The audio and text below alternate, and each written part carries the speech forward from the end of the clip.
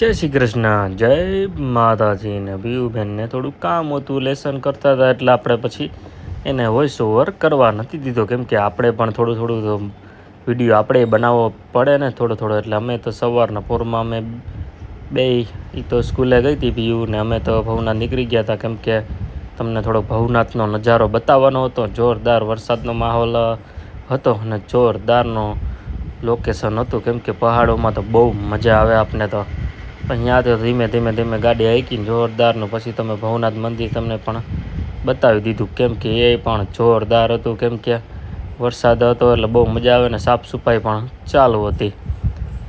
ને ચાલો જો અમે પણ ત્યાંથી ગિરનારનો નજારો જોયો, દેખાડ્યો પણ જોરદાર મસ્તનું વાતાવરણ હતું, વાદળા હતા જોરદારના,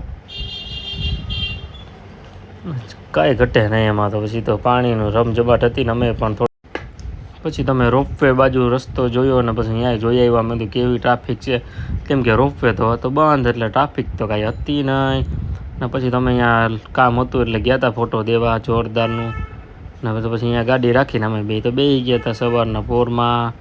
મસ્તનું લોકેશન હતું, જોરદારનો પવન આવતો હતો ઠંડો. ને પછી તો એ તારે મજા આવી ગઈ હો. પછી તો અમે ઘરે પહોંચી ગયા ધીમે ને વરસાદ હતો, ધીમે વરસાદ હતો. ને પછી તો એ તારે ઘરે આવીને કલાક એક થઈ ગઈ તા તો પીયુબેન છૂટી ગયા હો.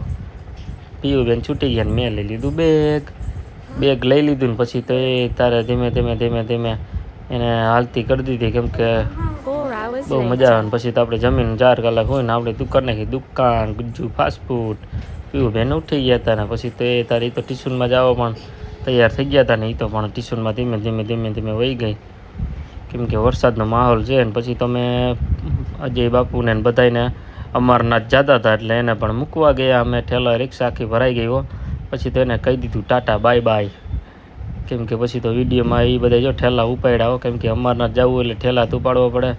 દિનેશભાઈ ને વૈશાલી ને બધા ઊભા હતા, કેમ કે અમે આવ્યા હતા મૂકવા આવ્યા હતા. ને પછી તો જો એને કહી દીધું મેં તો હાલો જય મહાદેવ એટલે એને મહાદેવ કહી દીધું. ને બધા એ તારે 11 વાગ્યાની ટ્રેન હતી જુનાગઢથી. ને ચાલો આ વિડીયો તમને ગમ્યો હોય તો લાઈક કરો.